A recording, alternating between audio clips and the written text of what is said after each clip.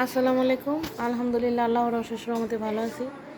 দেখেন কি সুন্দর কলমি শাক, একদম দেশের গ্রামের টাটকা ফ্রেশ টাটকা পানির কলমি শাক।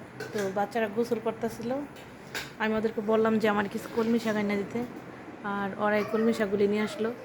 আর অনেকগুলো কলমি শাক আনছে, তো ওগুলো এত ছোট করে ছিঁড়ছে যে একদম আগাগুলি, ওটা পানিতেও রাখা যাবে না। আর কলমি শাক কিন্তু এই যে পানিতে রাখলে এরকম টাটকা আর ফ্রেশ থাকে, 1 সপ্তাহ যাবত থাকে না, আরও বেশিও থাকে। তখন ডোকাগুলি আবার লম্বা হয়ে যায়। হ্যাঁ, পানি থেকে শিকড় ছেড়ে ডোকাগুলি লম্বা হয়ে যায়, কিন্তু 1 সপ্তাহ যাবত আর কি শিকড়টা তেমন লম্বা হয় না, ছাড়ে না। আর শাপলাগুলি দেখেন, শাপলা এরকম পানিতে রাখলে না রাত্রে এত সুন্দর লাগে যে সব ফুটে গেছে। কি সুন্দর লাগতেছে দেখতে, আমার অনেক ভালো লাগতেছে।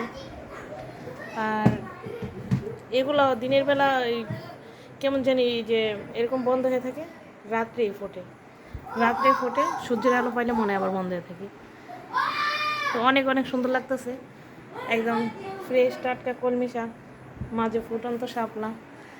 আসলে ক্ষেতের মধ্যে বিলে এরকমভাবেই থাকে, শাপলা আর কলমি একসাথে থাকে। অনেক অনেক ভালো লাগতেছে, একদম মনটাই ভালো হয়ে গেছে দেখা।